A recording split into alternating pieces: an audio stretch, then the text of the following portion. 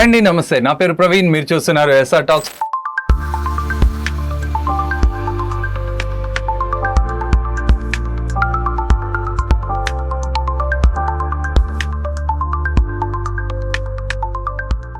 So late చేయకుండా కంటెంట్లోకి వెళ్ళిపోదాం, పదండి. సార్ నమస్తే. నమస్తే ప్రవీణ్.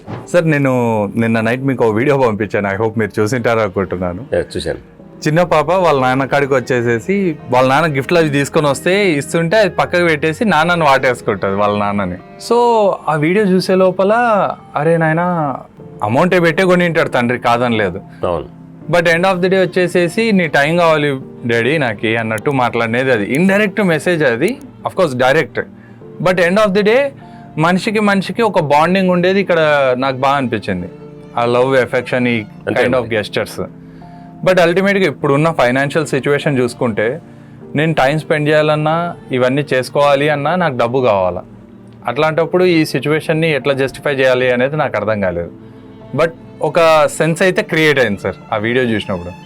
ఐ హోప్ అందుకే మీకు ఆ వీడియో ఫార్వర్డ్ చేసింది రీజన్ అదే.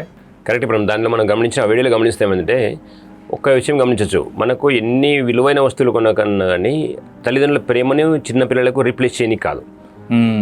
The best present is your presence మీ పిల్లలకి, అంతే కరెక్ట్. ఎన్ని వస్తువులు, ఎన్ని విలువైన వస్తువులు వాళ్ళకి తెలియదు, కానీ వాళ్ళకి ఏం కావాలో తల్లి ప్రేమ, తండ్రి ప్రేమ కావాలా. ఆ ప్రేమను మనము అందించగలగాల. ఆ ప్రేమను అందించగలగాలంటే మనము 24 గంటల్లో ఆఫీసులను, వర్కింగ్ ప్లేస్లను మనం 24 అవర్స్ ఉంటే వాళ్ళు జనరల్గా చెప్తుంటారు పొద్దున్న పిల్లలు లేకముందే ఆఫీస్కి వెళ్ళిపోవడము, ఆఫీస్ నుంచి వచ్చే లోపల పిల్లలు పడుకోవడం. ఇది చాలా మంది జీవితాల్లో జరుగుతుంది. ఇప్పుడు మిడిల్ క్లాస్ కానీ, ఇంకా మిడిల్ క్లాస్ కానీ, ఈవెన్ బిజినెస్ బాగా జరిగే వాళ్ళు కూడా పరిస్థితి వాళ్ళు బాగా బిజినెస్ చేస్తుంటారు, కానీ పరిస్థితి ఏమవుతుందంటే పిల్లలు లేవగానే వెళ్ళిపోతారు, వాళ్ళు వచ్చేటప్పుడు పిల్లలు పడుకుంటారు. అంటే పేరెంట్స్ యొక్క అంటే అఫెక్షన్, ప్రేమ అవన్నీ ఎక్కడ అందిస్తాం పిల్లలకి? అందించలేకపోతున్నాం మనం.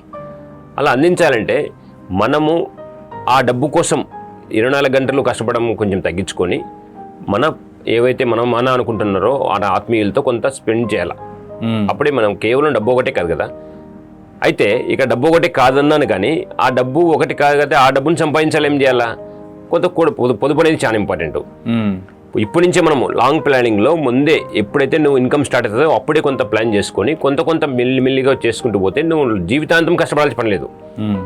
ఒక్కటి వాస్తవం డబ్బును డబ్బే సంపాదిస్తుంది. ఇక్కడ చాలామంది డబ్బును మనమే సంపాదించాలనుకుంటాం, అది కొంతవరకు కరెక్టే. కాకపోతే డబ్బే సంపాదిస్తున్నది సెకండ్ స్టెప్. అంటే మీరు సంపాదిస్తుంటారు, మీరు సంపాదించేదాన్ని కొంచెం పొదుపు చేస్తే దాని తర్వాత అదే సంపాదిస్తుంది. అంటే నేను చిన్న ఉన్నప్పుడు ఎగ్జాంపుల్ చెప్తాను. ఆయిల్ ఇంజిన్లో ఇవి వాడేవాళ్ళం. ఆయిల్ ఇంజిన్లు వాడేటప్పుడు ఫుట్బాల్ ఉంటుంది. ఫుట్బాల్ నుంచి పంపు వరకు నీళ్ళు ఉండాలి. ఎప్పుడు నీళ్ళు ఉండాలంటే ఇంజిన్ ఆన్ చేస్తే డైరెక్ట్గా నీళ్ళు రావు. అప్పుడు ఏం చేయాలా? ఫుట్బాల్ అంటే ఏదైతే పంపు ఉందో పంపు వరకు నీళ్లు అందితే అప్పుడు ఇంజిన్ స్టార్ట్ అయితే నీళ్ళు పైకి వస్తాయి. అంటే బాయిల్లో నుంచి నీళ్ళు అవుతుంది అనమాట. అంతవరకు అయితే నీళ్ళు పోయాల్సిందే. ఇప్పుడు అర్థమైంది మీ పాయింట్.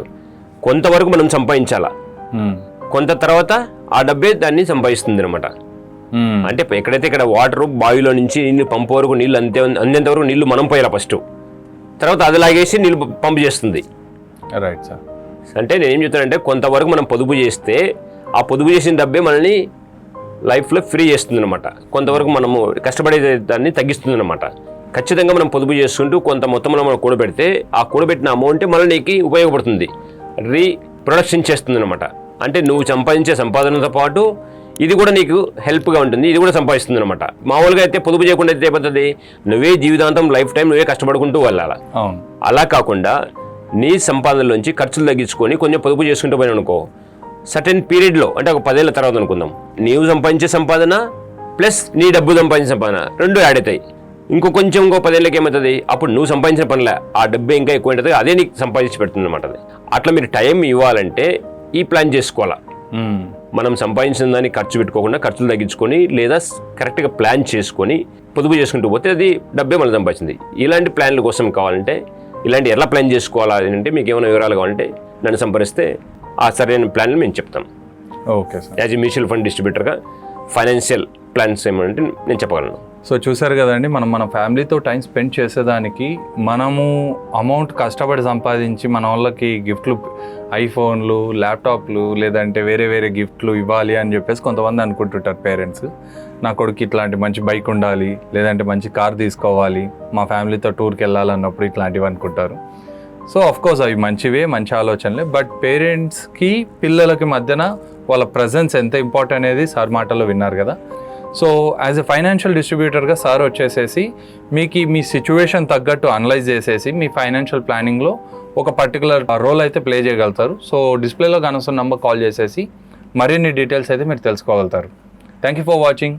జై హింద్.